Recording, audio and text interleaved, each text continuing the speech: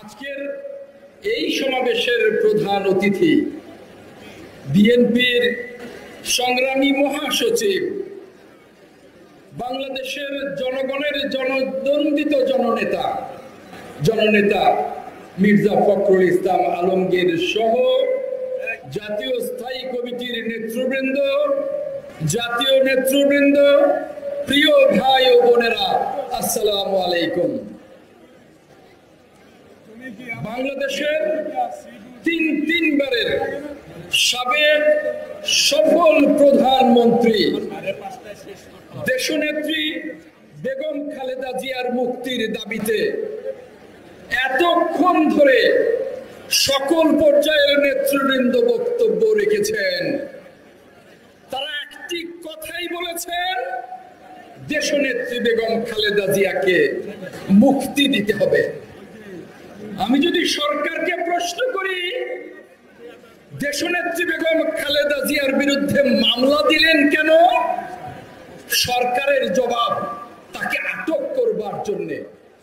যদি প্রশ্ন করি তাকে আটক করবেন কেন, কারণ দেশনেত্রীকে আটক না করলে গণতন্ত্রকে আটক করা যাবে না।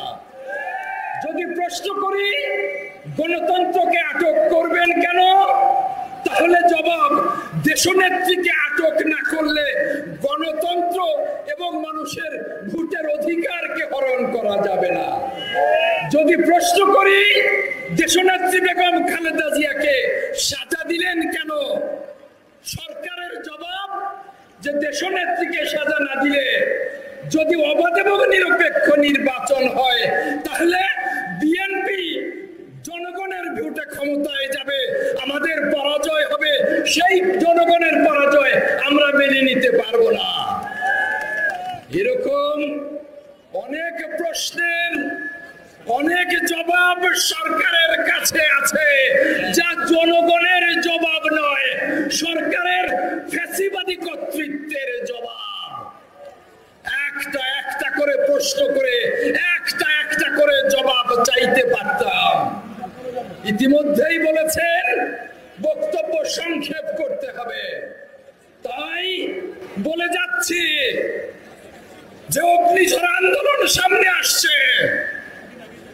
বিএনপির মাননীয় চেয়ারম্যান দেশ নায়ক তারেক রহমানের নেতৃত্বে সেই অগ্নিঝড় আন্দোলনে যেমনি দেশ নেত্রী বেগম খালেদা জিয়াকে মুক্ত করব গণতন্ত্র এবং মানুষের ভোটের অধিকার, ইনশাআল্লাহ।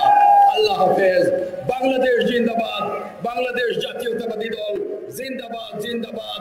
শহীদ জিয়া অমর হোক, দেশনেত্রী বেগম খালেদা জিয়া মুক্তি পাক, দেশনায়ক তারেক রহমান বীরের বেশে বাংলাদেশে আসুক। আল্লাহ হাফেজ। বাংলাদেশ জিন্দাবাদ।